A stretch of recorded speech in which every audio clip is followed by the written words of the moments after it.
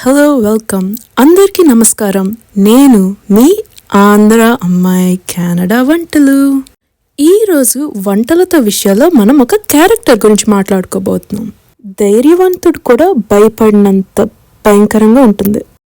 అహంకారాన్ని అలంకరించడం మనం ఎప్పుడు చూసుండం, కానీ ఈమెను చూసుంటే అలానే అనిపించింది.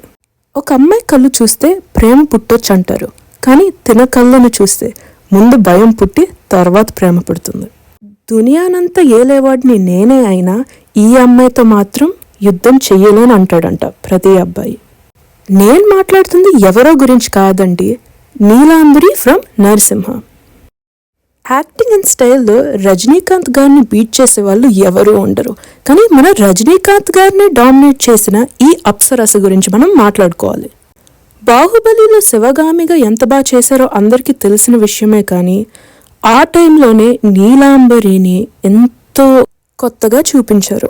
మన జనరేషన్లో యానిమల్, అర్జున్ రెడ్డి లాంటి సినిమాలు మేల్ రేజ్ని ఎంతో క్లియర్గా చూపించాయి, కానీ ఫీమేల్ రేజ్ని అందంగా చూపించింది అండ్ యాక్యురేట్గా చూపించేది మాత్రమైతే నరసింహ సినిమాలోనే చెప్పాలి. కోపం ఉన్న అమ్మాయిలు ప్రేమలో పడకూడదా? ఏ రోజు ఒకరి ముందు తల దించుకొని లేని అమ్మాయే ఒకరితో ప్రేమలో పడితే ఎలా ఉంటుంది? ఆ ప్రేమే రేపొద్దున్న ద్వేషంగా మారి తననే ఎలాగా వేధిస్తుంది అన్నది నరసింహ సినిమాలో అబ్సల్యూట్లీ పర్ఫెక్ట్గా చూపించారని నేను అనుకుంటున్నాను. అప్పటికైనా ఇప్పటికైనా ఇలాంటి క్యారెక్టర్ రావడం మళ్ళీ అరుదే. ఒక అమ్మాయి ప్రేమలోనే కాదు, ఒక అమ్మాయి సబ్మిషన్లోనే కాదు, ఒక అమ్మాయి కోపంలో కూడా ఎంతో లోతుందని నీలాంబరి ద్వారా మనం తెలుసుకున్నాం. నా ఆల్ టైమ్ ఫేవరెట్ సీన్ అయితే ప్రపోజల్ సీన్ అనే చెప్పాలి. అలాంటి మూమెంట్లో కూడా తన వ్యక్తిత్వాన్ని తను వదులుకోలేదు. ఆ సిగ్గులో కూడా తన రోజు ఎలా ఉంటుందో అలానే ఉంది, అలానే ప్రపోజ్ చేసింది. అఫ్ కోర్స్ ఈ వీడియో వల్ల మీరు బ్యాడ్ ఒపీనియన్ అయితే తెచ్చుకోకండి. నేనేమి నీలాంబరి పర్ఫెక్ట్ క్యారెక్టర్ అను చెప్పట్లేదు, తనలాగా అందరు అమ్మాయిలు ఉన్నారు అని చెప్పట్లేదు.